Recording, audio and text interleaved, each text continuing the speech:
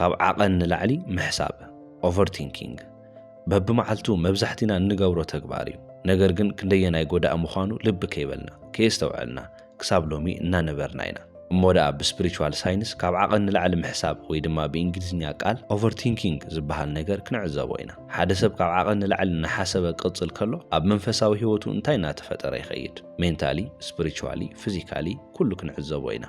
ኣእምሮኡ ክቆጻጸር ዘይከኣለ ሰብ ብፍጹም ሪያሊቲኡ ወይ ድማ ህይወቱ ክቆጻጸር ዝኽእል ሰብ ኣይኸውንን እቲ ናትኩም ናይ ቀደም መንነት ኦልድ ፍሪኩዌንሲ እዩ ንስኻትኩም እትደልይዎ ህይወት እትደልይዎ ሓድሽ መንነት ድማ እቲ ሓድሽ ፍሪኩዌንሲ ወይ ድማ the new frequency ይበሃል እቲ ናይ ቀደም ፍሪኩዌንሲ ኣብ ውሽጥኩም ሓደ ሓይል ኮይኑሎ ወይ ድማ ሓደ መንነት ዝሃነጸ ኣካል ኮይኑሎ ስለዚ ንድሕሪት ገዲፍኩም ናብቲ ሓድሽ መንነትኩም ክትሰግሩ ስለዘይደሊ ኩሉ ግዜ ንዓኹም ናይ ምስሓብ ንድሕሪት ናይ ምስሓብ ስልቲ ይደሊ እዩ ካብቶም ስልትታት ሓደ overthinking ወይ ድማ ካብ ዓቐን ንላዕሊ ምሕሳብ እዩ እሞዳ ናይዚ እውን መፍትሒኡ እንተዘይፈሊጥኩም ወይ ድማ ኣብ ህይወትኩም እንታይ ዓይነት ጽልዋ እናገደፈልኩም ከም ዘሎ እንተዘይተረዲእኩም እቲ ትንክፍዎ ነገር ዝጀመርኩምዎ ነገር ኩሉ ነገር ከይተሳኽዐልኩም ክተርፍ ይኽእል እዩ ብዙሕ ግዜ ሓደሽቲ ነገራት ይጅምር እየ ነገር ግን ምንም ነገር ሙቭ ክገብረለይ ኣይከኣለን ወይ ድማ ኣይሰርሐለይን ዝብሉ ሰባት ረኺብኩም ትኾኑ ህይወትኩም ልክዕ ከም ናታቶም እዩ ዝኸውን ምናልባት እውን ክሳብ ሎሚ እናተሸገርኩምሉ ትህልው ትኾኑ ሎሚ ግና መፍትሒኡን እንታይ ዓይነት ጽልዋ ይሕድር ከም ዝነበረ ክንዕዘብ ኢና ካብቲ ቀሊል ሓቂ ክንጅምር ከለና ዘይተቆጻጸርኩምዎ ኣእምሮ ጥራይ እዩ ካብ ዓቐን ንላዕሊ ክሕስበኩምን በዚ ነገር እዚ ከጨንቐኩምን ዝኽእል ሓደ ሰብ ኣእምሮ ይተቆጻጺር ኣለኹ እንተይሉ እቲ ኣእምሮ overthink ዝገብር ኣእምሮ ኣይኮነን ማለት እዩ ነቲ ቃል ባዕሉ ክትዕዘብዎ ከለኹም ቲንኪንግ ማለት ምሕሳብ ማለት እዩ ኦቨር ማለት ድማ ካብቲ ዝሓሰብናዮ ንላዕሊ ማለት እዩ ስለዚ ንሕና ክንሓስብ ንደሊ ኢና ነገር ግን ካብቲ ክንሓስቦ ንላዕሊ እናሓሰብና ኢና እዚ ማለት ድማ ኣእምሮና ንሕና ከም ዝደለናዮ ይኸውን የለን ማለት እዩ ኣእምሮ ክብል ከለኹ ሕጂ ብዙሕ ነገራት ብሓንሳብ ክትሓስቡለይ ይደሊ ኮንሽስነስ በልዎ ፍሪኩዌንሲ በልዎ ኢማጂኔሽን በልዎ እዚ ኩሉ ክውክል ይኽእል እዩ እቲ ናይ መጀመርታ ሕጊ the law of correspondence እንታይ ይብል as within as without ኣብ ውሽጢ ከም ዘሎ ኣብ ወፃኢ እውን ይኸውን ስለዚ ኣእምሮኹም out of control ወይ ድማ ካብ ቁጥጥር ወፃኢ እንተኾይኑ ንዕኡ ምቁጽጻር እንተኸቢድኩም ህይወትኩም እውን ክትቆጻጸርዎ ኣይትኽእሉን ኢኹም ማለት እዩ ምክንያቱም ናይ ሄርሜቲክ ፕሪንሲፕል እናልዓልና ስለ ዝኾነ ካብ ውሽጢ ዝተልዓለ ነገር ናብ ወፃኢ መምጻኡ ኣይተርፎን ሓደ ግዜ ንስኻትኩም ምንም ምሕሳብ ከየድልየኩም ክትተርፉ ከለኹም ነገር ግን ኣእምሮኹም ስቑኢሉ ብዙሕ ሓሳባት እናልዓለ ክቕጽል ከሎ ኣስተውዒልኩም ኣይትፈልጡን ምናልባት እውን ነዞም ሓሳባት እዚኦም ክተቋርጹ ብዝፈተንኩም ቁጽሪ ኣብ ውጥረት ውሽጢ እናኣተኹም ብገዛ ርእስኹም ምብስጫው ጥራይ ትርፍኹም እዚ ማለት እንታይ ማለት እዩ ሕጂ እውን ካብቲ ዝነበርኩምሉ ፍሪኩዌንሲ ትሕት እናበልኩም ትኸዱ ኣለኹም ስለምንታይ እንተኢልኩም ፍሪኩዌንሲኹም ትሕት ዘብለልኩም እቲ ቀዳማይ ነገር ስምዒት እዩ ስምዒትኩም ናይ ፍሪኩዌንሲኹም ዓብይ ሼር ሆልደር ወይ ድማ በዓል ዓብይ ብጽሒት እዩ ስለዚ ንስኻትኩም ውጥረት ክስምዐኩም ከሎ ወይ ድማ ክትበሳጨው ከለኹም ኣብቲ ናይ ብስጭትን ውጥረትን ፍሪኩዌንሲ ኢኹም እትቕመጡ ንስኻትኩም ክትኾኑ ትደልይዎ ሰብ ክትበጽሕዎ ትደልዩ ቦታ ድማ ኣብ ውጥረትን ኣብ ሕርቃንን ውሽጢ ዝቕመጥ ሰብ ኣይኮነን ስለዚ ካብቲ ትደልይዎ ህይወት እናተፈለኹም ትመጸለኹም ማለት እዩ ብውሽጣዊ መዳይ እቲ ናይ ቅድም ፕሪንሲፕል ድማ ኣብዚ ከተምጽዎ ከለኹም ኣብ ውሽጥኹም ከምኡ እንተኾይኑ ኣብ ደገኹም እውን ነቲ ነገር ምምሳሎ ይተርፎን እሞ ህይወትኩም ከቢድ ዝገብሩልኩም እቶም ኣብ ኣእምሮኹም ዝመላለሱ ሓሳባት ዘይኮኑስ ንስኻትኩም ቁጥጽር ምስኣንኩም እዩ ስለዚ ገለ ጉዳይ ስለዘሻቐለኩም ጥራይ እዚ ጉዳይ እዚ እዩ ንዓይ ናብ ጭንቀት ዘእትወኒ ክትብሉ የብልኩምን እቲ ቀንዲ ጸገም ኣባኹም እዩ ዘሎ እሞ ሕጂ ኣብ መእተዊ እቲ ቪድዮ ዘ ኦልድ ፍሪኩዌንሲ ኢለኩም ኣለኹ ናይ ቀደም ፍሪኩዌንሲ ናይ ቀደም ናትኩም መንነት ክተምልጥዎ ትደልይዎ ህይወት ምናልባት እውን እቲ ህይወት ሕጂ እውን እናነበርኩምዎ ትህልው ትኾኑ ካብዚ ህይወት እዚ ንምውፃእ እውን እዩ ነዚ ቪድዮ እናረኣኹምዎ ዘለኹም እሞ እዚ ኦልድ ፍሪኩዌንሲ ብህይወት ክጸንሕ ስለዝደሊ ሪያሊቲ ዘይኾኑ ነገራት ነገር ግን ሪያሊስቲክ ዝመስሉ ነገራት ንስኻትኩም ክትዕዘቡን ክትኣምኑን ይገብር በእንግሊዝኛ ቃሉ ኢሉዥንስ ይበሃል ሪያሊቲ ከም ዘይኮነ ንጹር እዩ ነገር ግን ሪያሊቲ ከም ዝኾነ ከእምነኩም እዩ ዝፍትን ስለዚ ሕጂ ኩሉ ግዜ ርእስኹም ኦቨርቲንክ ክትገብሩ ከለኹም ምሕሳብ ዘይደለኹምዎ ነገር ብተደጋጋሚ እናሓሰብኩም እንተኾይንኩም ሕጂ እውን ነቲ ተግባር እናፈጸምኩም ዘለኹም ንስኻትኩም ምዃንኩም ፍለጡ ኩሉ ግዜ ኣብ ልዕሊ ኣእምሮኹም ኮንትሮል ወይ ድማ ቁጥጥር ከም ዘለኩም ሕሰቡ ቁጥጥር ኩሉ ግዜ ኣብ ኢድኩም እዩ ዘሎ ምንም ነገር ካብ ኢድኩም ኣይወፀን ስለዚ ሕጂ ንስኻትኩም ከመይ ጌርኩም ኦቨርቲንክ ክትገብሩ ክኢልኩም ካብ ዓቐን ንላዕሊ ምሕሳብ ዝበሃል ነገር ከመይ መጸ እንተኢልኩም ሓደ መልሲ ኣሎ ብፍላይ ኣብዚ ዘመን እዚ ንነብር ሰባት አንፕሮሰስድ ቶትስ ዘይነስተንትኖም ሓሳባት ናይ ሓበሬታ ሕጽረት የብልናን ኩሉ ነገር ኣብ ኢድና ኣሎ ማለት ድማ እቲ እንደልዮ ነገር ካብቲ እንደልዮ ንላዕሊ ካብ ንጉሆ ክሳብ ምሸት ኣብ ኢድና ይቕመጥ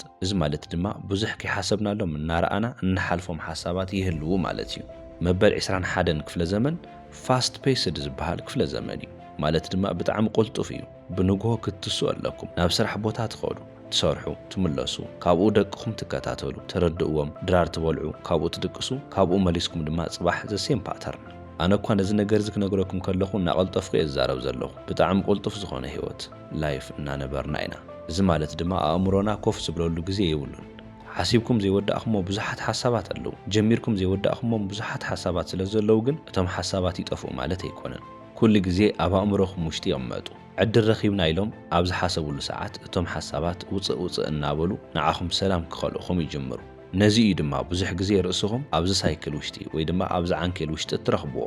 እሞ ሕጂ ነዚ ፀገም እዚ ንምቕራፍ እንታይ ክገብር እዩ ዘለኒ እንተኢልኩም ሓሳብኩም ክትውድእዎ ኣለኩም ነገር ግን ኣየናይ ሓሳብ ከም ዝጀመርኩም ኣይትፈልጡን ኢኹም ነዚ እዩ ኣብ ህይወት ክትወፁ ከለኹም ወይ ድማ ኣብዚ ዓለም እዚኣ ናብራኹም ክትነብሩ ከለኹም ብዙሕ ዘይተፀበኹሞ ነገር ክፍጠር ከሎ ስለምንታይ እዩ እዚ ነገር ዝፍጠር ዘሎ እንታይ እዩ ግን ሎሚ ትብሉ ኣብ ውሽጥኹም እናጎየ ዘሎ ሓሳብ ስለ ዘይትፈልጡ ኣብቲ ናይ ወፃኢ ዓለምኩም ኣብዚ ዓለም ናብራ ኮንፊዝድ እናኾንኩም ትመፁ ህይወትኩም ንዓኹም ሕንቅሊተይ ዝኾነልኩም ኣእምሮኹም መፍታሕ ስለ ዘይከኣልኩም እዩ እሞ ደኣ ሕጂ ሓሳባት ፋይናላይዝ ክግበሩ ኣለዎም ወይ ድማ ናብ መወዳእታ ክመፁ ኣለዎም እቲ ፕሮሰስ ወይ ድማ ከይዲ ክውዳእ ኣለዎ ኢለኩም ኣለኹ ከመይ ገይረ እየ ነቲ ነገር ክገብሮ ዝኽእል እንተኢልኩም ንስኻትኩም ክትገብርዎ ይትኽእሉን ኢኹም ምክንያቱም ንስኻትኩም እናሓሰብኩሞ ዘለኹም ነገር ኣብ ኣእምሮኹም ዝተሓበአ ነገር ስለ ዝኾነ ልቢ ኣይበልኩሞን ልቢ ዘይበልኩሞ ሓሳብ ድማ ንስኻትኩም ክትውድእዎ ስለ ዘይትኽእሉ እቲ ሓሳብ ብናይ ገዛ ርእሱ መንገዲ ደልዩ ነቲ ፕሮሰስ ወይ ድማ ከይዲ ክውድኦ ኣለዎ እቲ ከይዲ ድማ ማኒፌስቴሽን ይበሃል እቲ ኣብ ኣእምሮኹም ዝተቐመጠ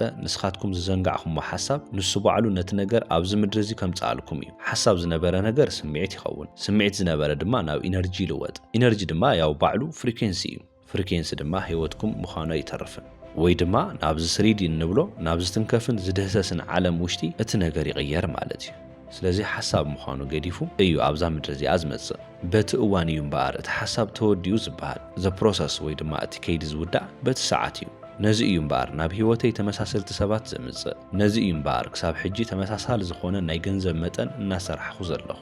ነዚ እዩ ክሳብ ሎሚ ህይወተይ ክልወጥ ዘይከኣልኩ ዝበሃል ነገር እናነገርኩኹም ዘለኹ ወዲ ሰብ ንነዊሕ ግዜ ኣብ ሓደ ቦታ እንተተቐሚጡ ወይ ሓሲቡ ኣስተውዒሉ ነቲ ህይወት ደልየዮ እየ ኢሉ እዩ ነቲ ህይወት ዘይደልዮ እንተኾይኑ ግን ኣብ ኣእምሮኡ ውሽጢ ንሱ ዘይደልዮ ህይወት ኣሎ ነገር ግን ልበ ይበሎን ስለዚ እቶም ሓሳባት ብናይ ገዛ ርእሶም መንገዲ እናተወድኡ ናብ ህይወቱ እናመፁ ናብ ክውንነት ይቕየሩ ወይ ድማ ሪያሊቲ ይኾኑሉ ንሱ ከምልጦ ዘይኽእል ህይወት ይኸውን እሞ ደኣ ነቲ ሓሳብ ክትውድእዎ ኣለኩም ነገር ግን ነቶም ሓሳባት ስለ ዘይንፈልጦም ነቲ ነገር ክንገብሮ ኣይንኽእልን እንታይ እዩ እቲ መፍትሒ እንተኢልኩም ዱዊንግ ናቲንግ ወይ ድማ ምንም ከይገበርካ ምጽናሕ ኣብ ህይወትኩም ብዙሕ ነገር ክትገብሩ ግዜ ኣለኩም ቲቪ ንምርኣይ ንምዝንጋዕ ንምጽዋት ንምስራሕ ንምጽናዕ ንምብላዕ ንምጓዓዝ ንኹሉ ነገር ግዜ ኣለኩም ምንም ነገር ንዘይምግባር ግና ግዜ ኣይተውፅኡን ኢኹም ቲሪየን ላንስተር ከምዚ ይብል sometimes nothing is the hardest thing to do so what would you have me do Nothing. Sometimes nothing is the hardest thing to do. ሓደ ግዜ ምንም ነገር ዘይምግባር እቲ ዝኸበደ ነገር እዩ ይብል ገለ ነገር ብዝገበርኩም ቁጥሪ ኣእምሮኹም እናተዘናግዐ ይዝመጽእ ወይ ድማ ተዘናግዑ እዩ ብዝተዘናግዕኹም ቁጥሪ ድማ ኣብ ውሽጥኹም ዝፍጠር ነገር ኣይትፈልጡን ኣብ ውሽጥኹም ዝፍጠር ነገር እንተዘይፈሊጥኩም ድማ ኣብ ህይወትኩም እንታይ ከም ዝመጽእ ኣይትፈልጡን ማለት እዩ ሕጂ ኣነ ነዚ ኦዲዮ ንዓኹም ሪከርድ ክገብር ከለኹ ኣእምሮይ ዘሎ ኣብዚ ቦታ እዩ እዚ ማለት ድማ ኣብ ውሽጢ ዝፍጠር ዘሎ ነገር ኣይፈልጦን ስለዚ ዝኾነ ዓይነት ተግባር ክትገብሩ ከለኹም ኣእምሮኹም ኩሉ ግዜ ቆላሕትኡ ካብ ውሽጢ ኣልዒሉ ናብ ወፃኢ ወይ ድማ ናብቲ ትገብርዎ ነገር ይገብሮ እሞ በብመዓልቱ ንገዛ ርእስኩም ዝተወሰነ ደቂቓ ካብ ዝኾነ ነገር ርሒቅኩም ምንም ነገር ንዘይምግባር እንተዘይወሲንኩም መዓስ እውን እንተኾነ ርእስኩም ኣይትረኽብዋን ኢኹም ኣብ መጽሓፍ ቅዱስ ዕረፉ ኣነ እውን ኣምላኽ ከም ዝኾንኩ ፍለጡ ዝብል ቃል ኣሎ እዚ ማለት እንታይ ማለት እዩ ዕረፉ ማለት ሊተርሊ ምንም ኣይትግበሩ ማለት እዩ ኣምላኽ ኢንፋይናይት ሶርስ እዩ ኢንፋይናይት ኢንተለጀንስ እዩ ምንም ዘይጭብጦ ነገር የለን ኩሉ መልሰይ ካብኡ ክረኽቦ እየ ኢልኩም እንተሓሲብኩም ናብኡ ክትኸዱ እንተደሊኹም መጀመርታ እንታይ ኾኑ ይብል ቢስቲል ዕረፉ እዩ ዝብል ኣብ ምዕራፍ ውሽጢ እንታይ ይርከብ ይኽእል እንተኢልኩም ኢንፋይናይት ሶርስ ኢንፋይናይት ኢንተለጀንስ ፈጣሪ ዘለዎ ዳይሜንሽን ድማ ሕጂ ንሕና ዘለናዮ ዳይሜንሽን ኣይኮነን ካብዚ ንላዕሊ እዩ ምክንያቱም ግዜ ይገዝኦን ትሕቲ ሕጊ ናይ ዝዓለም እውን ኣይኮነን ካብኡ ንላዕሊ እዩ ትራንሰንድ ዝገበረ ሓይሊ እዩ ኢልና እንተሓሲብና ንሕና ምስኡ ክንራኸብ እንተደሊና ግና ግድን ንሱ ዘለዎ ቦታ ክንኸይድ ኣለና እዚ ማለት ድማ ናብ ካሊእ ዳይሜንሽን ናብቲ ዳይሜንሽን እቲ ድማ ክትመፁ እትኽእሉ እንታይ ክትገብሩ ከለኹም እዩ ርግዕ ክትብሉን መጀመርታ ውሽጥኩም ሰላም ክትገብርዋ ከለኹም እዩ ምንም ዘይምግባርኩም ዝጠቕመኩም ኣብዚ እዩ ድሌታትኩም ኣብ ህይወት ክተሳኽዕዎ ትደልይዎ ነገር ክትኾኑ እትደልይዎ ሰብ ከም ዘሎ ኣብቲ ዳይሜንሽን እዩ ዘሎ እሞ ነቶም ነገራት ሓቂ ወይ ድማ ሪል ክትገብርዎም ትደልይኹም ድሌታትኩም ዘለውሉ ቦታ ከይድኩም ኮፍ ክትብሉ ኣለኩም እሞ ንስኻትኩም ክትዕርፉ ተደሊኹም መጀመርታ ዋላ ሓንቲ ክትገብሩ የብልኩምን ዱ ናቲንግ ገለ ነገር እናሰራሕኩም እናዕረፍኩ እየ እንተኢልኩም እቲ ነገር ዕረፍተይ ይበሃልን ነዚ ድማ ኣብ ቡድሂዝም እምነት ውሽጢ ዋይት ዎል ሜዲቴሽን ዝብልዎ ነገር ዘሎ ካብ መዓልቶም ዝኾነ ግዜ ወሲዶም ኮፍ ኢሎም ጻዕዳ መንደቕ እናተዓዘቡ ይውዕሉ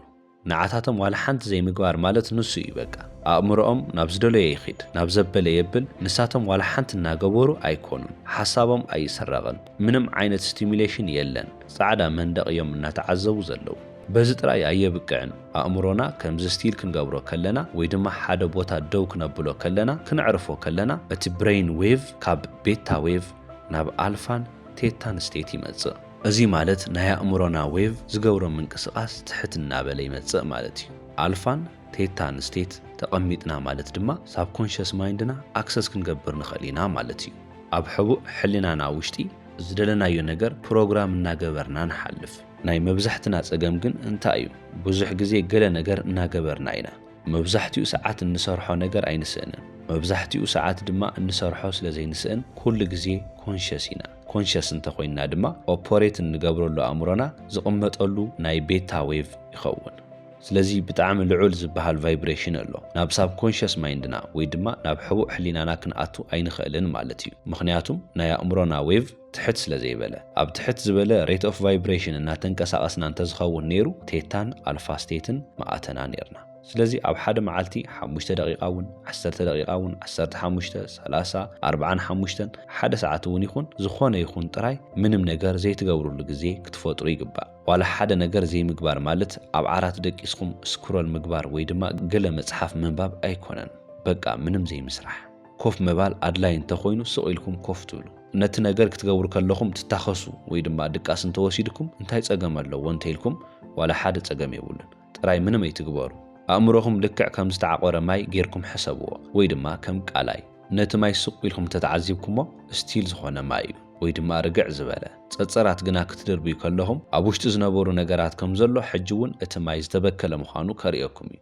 ንስኻትኩም እውን ኣእምሮኹም ዋላ ሓደ ነገር ኣይትግበር ስቕ በል እንተኢልኩሞ ሕጂ ዋላ ሓደ ነገር ኣይገብርን ኢልኩም ኮፍ ክትብሉ ከለኹም ነቲ ኣእምሮ ርግዕ በል እናበልኩሞ ኢኹም ጸጸር ምድርባይ ኣቋሪጽኩም ኣለኹም ናይ ምስራሕ ግዜ ወይ ድማ ኣክቲቭ ናይ ምዃን ግዜ ኣይኮነን ኢልኩም ኣለኹም ብዙሕ ሰብ ብዛዕባ ሜዲቴሽን ዝተጋገየ ኣመለኻኽታ ኣለዎ ብዙሕ ግዜ ሜዲቴት ዝገብር ኣእምሮኡ ባዶ ክገብር ይመስሎ ወዲ ሰብ ግና ኣእምሮኡ ባዶ ክገብር ዝኽእል መጀመርታ ሜዲቴት ምስ ገበረ እዩ እዚ ማለት እንታይ ማለት እዩ ሜዲቴት ክትገብሩ ከለኹም ኣእምሮኹም ክሳብ ሎሚ ዘይሃብኩሞ ቦታ ስለ ዝሃብኩሞ እቶም ዝተሓብኡ ሓሳባት ዝወፅሉ ግዜ እዩ እምበኣር ኣእምሮኹም ባዶ ዝኾኑሉ ግዜ ኣይኮነን ኣብዚ ሜዲቴሽን ውሽጢ ግን ንነዊሕ ግዜ እንተጸኒሕኩም ብቐጻልነት እናገበርኩሞ እንተኸይድኩም እቶም ሓሳባት ምውድኦም ኣይተርፍን ኣብ ኣእምሮኹም ዝነበሩ ሓሳባት ባዶ ክኾኑ ከለዉ ድማ ኣእምሮኹም ተጸሪጉ ማለት ኣይኮነን ድዩ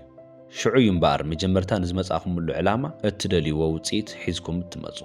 ነገር ግን ኣእምሮኹም ባዶ ምግባር ከም ዝኾነ እናሓሰብኩም ሜዲቴት ክትገብሩ እንተፈቲንኩም ኣእምሮኹም ብሓቂ እውን ክሊር ክትገብሩ እዚ ኩሉ ሓሳብ ክመጸኩም ከሎ ኣይ ብትኽክል ሜዲቴት እናገበርኩ ኣይኮንኩን ኢልኩም እንተተላዒልኩም ሽዑ ተጋጊኹም ትኽክለኛ ዝበሃል ናይ ሜዲቴሽን ቴክኒክ የለን ኮፍ ምባል እኹል እዩ በቃ ምንም ነገር ኣይትስርሑ እዩ ግድን ብሎተስ ፖዚሽን ተቐሚጥኩም ወይ ድማ ዓይንኹም ሸፍኑ ማለት ኣይኮነን በቃ ምንም ነገር ኣይትግበሩ እዩ ኣእምሮኹም ምንም ዓይነት ስቲሙለስ ከይህልዎ ንስኻትኩም ኮፍ ኣብ ዝበልኩምሉ ሰዓት ምንም ኣይሰርሕን ኣብ ዝበልኩምሉ ሰዓት ኣእምሮኹም ኣባኹም ክጠርዕ ክጅምር ከሎ ሽዑ እዩ ትኽክል ከም ዘለኹም እትፈልጡ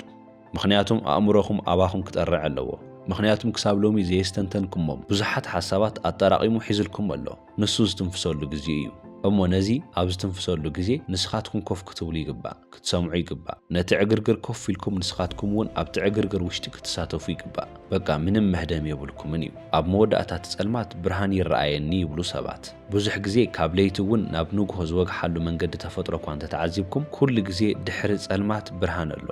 ንስኻትኩም ኣብቲ ኬዮስ ውሽጢ ክትቕመጡ ከለኹም ኣእምሮኹም ከምኡ ክጠርዕ ከሎ ብሓቂ እውን እታ ጸልማት እናሓለፍኩማ ኢኹም ናይ ብርሃን ሃዋህብ እንተዘይተዓዘብኩም እታ ትዕዘቡላ መዓልቲ ክትመጽእ እያ ንስኻትኩም ብቐጻልነት ነቲ ነገር እትገብርዎ እንተኾይንኩም ሕጂ ንስኻትኩም ኮፍ ክትብሉ ከለኹም ኣብ ኣእምሮኹም ዝመጹ ሓሳባት ንስኻ ዘይትረብሕ ኢኻ ንስኻ ብሉጽ ሰብ ኢኻ ወይ ድማ ነዚ ሎሚ ክዛረብ ኣይምነበረንን ዋይ ኣነ ንሃና ከምዚ እንተዝብላ ነይረ ድሕሪ ሕጂ ድራረይ እንታይ ክበልዕ እየ ናይ ስራሕ ጉዳይ ከመይ ክገብር እየ ወደይ እውን ኣሸጊርኒ ከምዚ ዓይነት ሓሳባት መምጾም ኣይተርፍን ኮፍ ኢልኩም ተዓዘብዎም እዞም ሓሳባት እዚኦም ሳርፌስ ክገብሩ ወይ ድማ ንስኻትኩም ኮፍ ክትብሉ ከለኹም ቅልቅል እናበሉ ርእሶም ዘርእዩ እንተኾይኖም ኣብኡ ነቲ ፕሮሰስ እናወድእዎ እዮም ማለት እዩ ሓሲብኩም ዘይወዳእኹሞ ነገር ኣብ ኣእምሮኹም ተሓቢኦም እንተዝተርፉ ነይሮም ስምዒት ዝበሃል ነገር ተደሚሩ ናትኩም ህይወት ምዃኑ ኣይምተረፈን ነይሩ ደስቲኒ ኣብ ክንዲ ዝኾነልኩም ኮፍ ኢልኩም እንተተዓዚብኩሞም ልክዕ ሓደ ሓመድ ኡፍ ክትብልዎ ከለኹም ብን ከም ዝብል ኩሉ ብን እናበሉ ይኸድልኩም ማለት እዩ ብተወሳኺ ድማ ኣእምሮኹም ኣብዚ ግዜ እዚ ወይ ድማ በዚ እዋን ውሽጢ ብዘርእየኩም ነገራት ብዝመጽኹም ሓሳባት ምኽንያት ንህይወትኩም ዘይተመለስልኩም ሕቶታት ብዙሓት መልስታት እናረኸብኩም ትመጹ ምኽንያቱም ናይ ውሽጣዊ ህይወትኩም ኢኹም እናነበርኩም ዘለኹም ኢለኩም እየ ህይወትኩም ንዓኹም ኮንፊዝ ዝገብረኩም ስለምንታይ እዩ ንስኻትኩም ናይ ውሽጣዊ ህይወትኩም ልቢ ስለ ዘይበልኩሞ ወይ ስለ ዘይትፈልጥዎ ሕጂ ግን ኮፍ ኢልኩም ኣእምሮኹም እናሰማዕኹምዎ ስለ ዝኾነ እናተንፈሰ እዩ ክትንፍስ ከሎ ድማ እናሓሰብኩምዎ ዝነበርኩም ነገር ኦኬ ነዚ እናሓሰብኩ ስለ ዝነበርኩ እዩ ህይወተይ ከምዚ ዝኾነ እናበልኩም ነገራት ምግጥጣም ትጅምሩ ማለት እዩ ክሳብ ሎሚ ኣብ ህይወት ደሊኹሞ ይኹን ከይደለኹሞ ዝተፈጸሙ ነገራት ስለምንታይ ከም ዝተፈጸሙ መልሲ እናረኸብኩም ትመጹ ምኽንያቱ ናብቲ መንቀሊኡ ተመሊስኩም ስለ ዝረኣኹሞ ኣዝዩ ጠቓሚ ቪድዮ ስለ ዝኾነ ጽቡቕ ጌርኩም እናደጋገምኩም ኣዳምጽዎ ክሳብ መወዳእታ ስለ ዝተኸታተልኩም የቐኒለይ ሰላም